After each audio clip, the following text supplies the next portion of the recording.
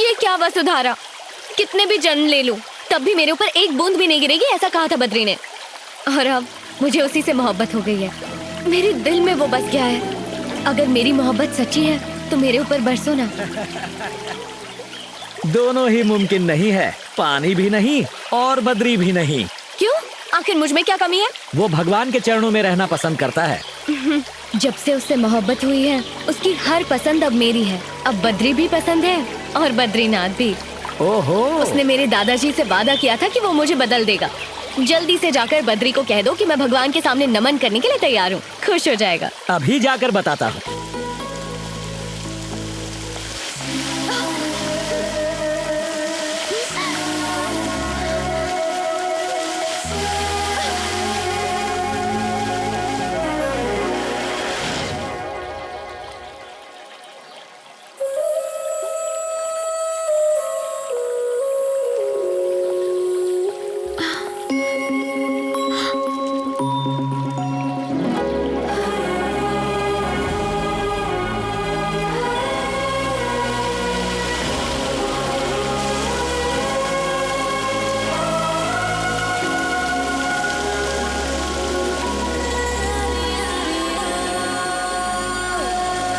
दया करना।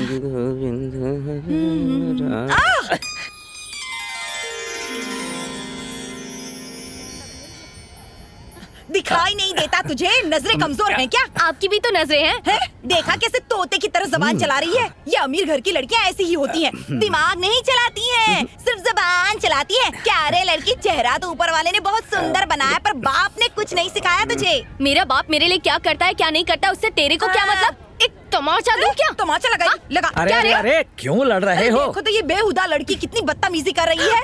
हाँ? मुझे जलील करेगी? अरे अरे अरे, क्या कर रही हो तुम? इन्हें जानती हो क्या? ये बद्री के माता पिता हैं। अब लड़ो। इसे बिजली का झटका क्यों लग गया? इसे क्या समझती हो? ये बद्री से मोहब्बत करती है, आपकी होने वाली बहू।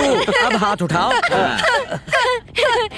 नमस्ते सासू माँ। अरे देखो तो जरा, इतनी तहजीब वाली लड़की मैंने आज तक नहीं देखी। क्या परवरिश की है इसके बाप ने? ऐसा? वैसे कितना माल है इसके पास? 5,000 करोड़। इतनी रकम सुनते ही सांप सूंघ गया। बताओ तो, हाँ? 5,000 करोड़ कितने होते हैं? आसमान से लेकर जमीन तक की सीढ़ियाँ लगा सकते हैं इतने पैसों में। अरे अरे, कितनी धूप है, ये मोम जैसी बेचारी पिघल जाएगी रात में तो। छी, धोकर तो पहनना चाहिए था।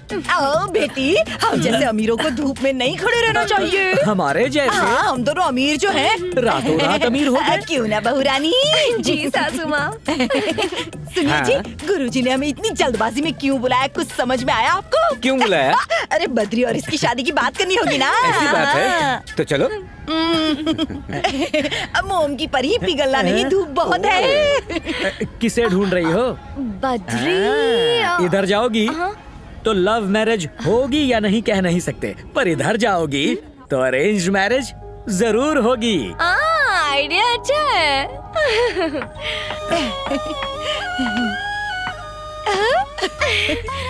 जरा देखो तो अपनी बहू रानी को। वो तो है।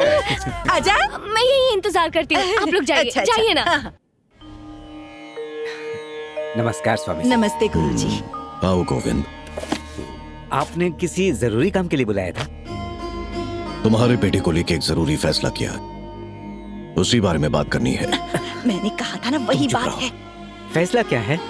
अमरनाथ को आतंकवादियों के हाथ से बचाकर बद्री ने मेरा नाम रोशन किया है। आपका शागिर्द जो है स्वामी जी, मेरी प्राचीन विद्या को तुम्हारा बेटा ही आगे ले जा सकता है, इसीलिए मैं चाहता हूँ कि मेरे बाद बद्रीनाथ का वारिस वो बने। जो हुकुम स्वामी जी, वो आप ही का बेटा है। पर उसकी एक शर्त है, जो मेरा वारिस बनेगा उसे आज जन्म ब्रह्मचारी रहना पड़ेगा।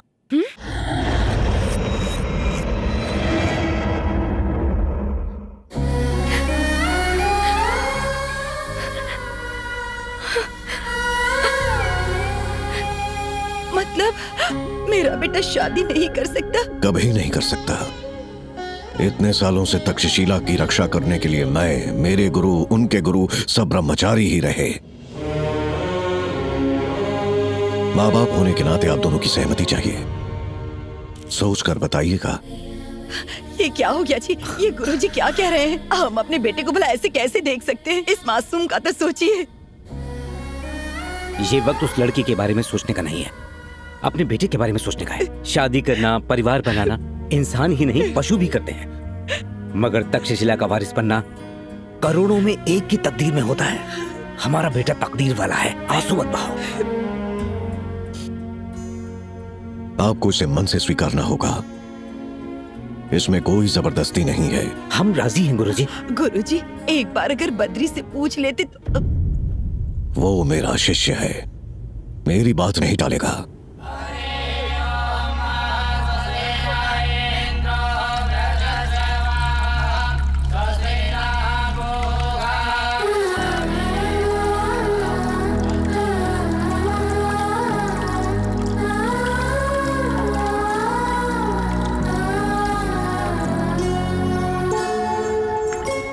अलकनंदा, अलकनंदा,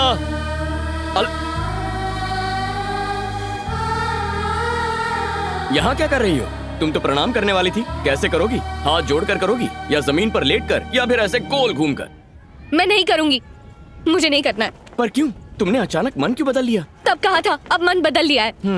ऐसा क्या हो गया है?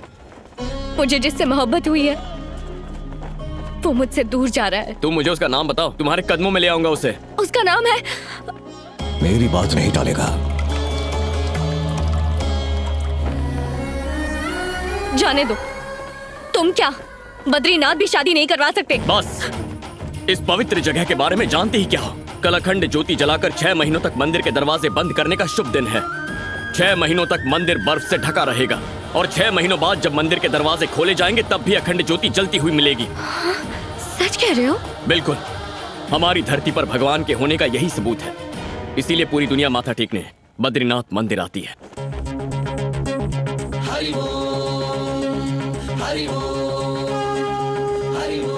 कल उस अखंड ज्योति को देखकर अपने मन की इच्छा मांगोगी और 6 महीने बाद उसी ज्योति के फिर से दर्शन करोगी तो जिसे चाहती हो उससे शादी हो जाएगी।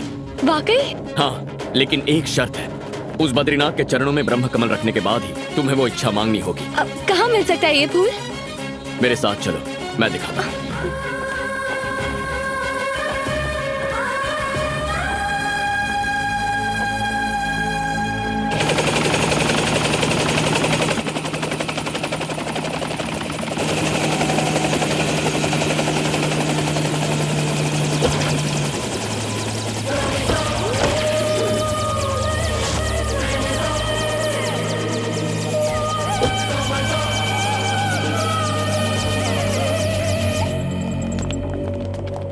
नमस्ते सरकार। क्या हुआ? यहाँ कैसे आना हुआ? मेरी बेटी को एक सड़क छाप लड़के से प्यार हो गया है और मेरी इज्जत पे बनाई है। उस लड़के को खत्म कर दो। आपके लिए 50 करोड़ रुपए लाया हूँ। Vicky,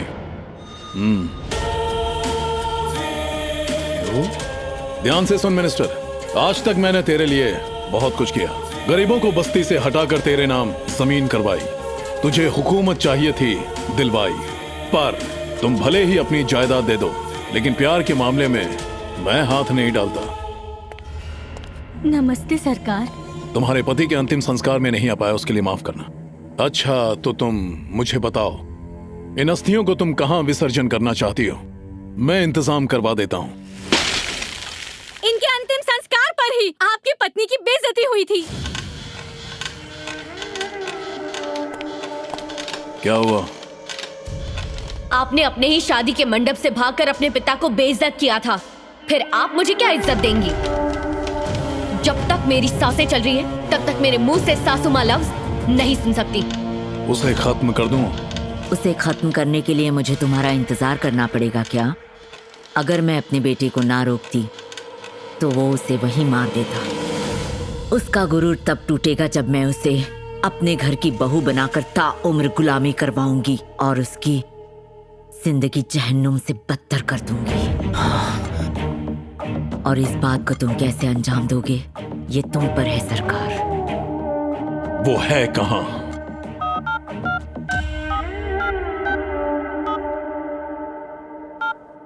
hello, Babban speaking from here. Alaknanda कहाँ है? यहाँ बद्रीनाथ में एक बद्री नाम का लड़का है। अलकनंदा को उससे क्या मतलब? अलकनंदा को उससे प्यार हो गया है। वो है कौन? उस लड़के के बारे में ज्यादा जानने के लिए 15 नवंबर का न्यूज़पेपर और मैगजीन देखें, बस वही दिखेगा।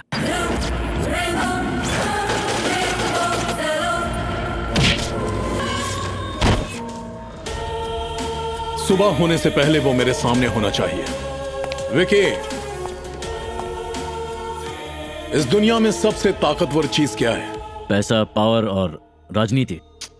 नहीं, मोहब्बत। आज तक हमने जितने भी जुर्म किए हैं, पैसे के लिए किए, पावर के लिए किए, लेकिन पहली बार प्यार का सामना हो रहा है। मोहब्बत की ताकत का अंदाजा नहीं है तुम्हें? तख्त ताज, सल्तनत सब बर्बाद हो गई। बद्री को खत्म करो और उसके बाद यह कंफर्म करना कि वो मरा है या नहीं। जिस्म को देखकर नहीं, धड़कन को देखकर। अगर वो जिंदा बचा तो अलकनंदा को लेकर मत आना। जाओ। ठीक है डैड। बद्री, यहाँ जानवर रहते हैं क्या? हाँ, बहुत रहते हैं। वैसे तो मुझे किसी भी जानवर का खौफ नहीं, लेकिन तुम्हारे कहने से जाते हैं ना?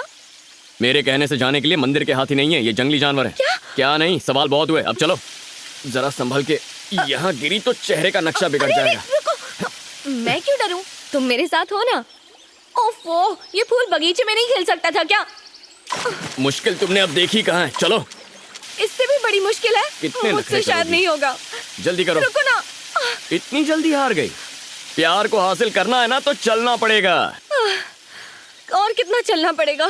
जिंदगी में पहली बार इतना लंबा सफर तय किया है, वो भी बिना चप्पलों के, ऊपर से साड़ी भी पहनी है, और तुम मुझे पूरा जंगल घुमा रहे हो। मुझसे नहीं तो प्रेम होगा। कहानी अधूरी रहेगी। अपने प्यार को भूल जाओ।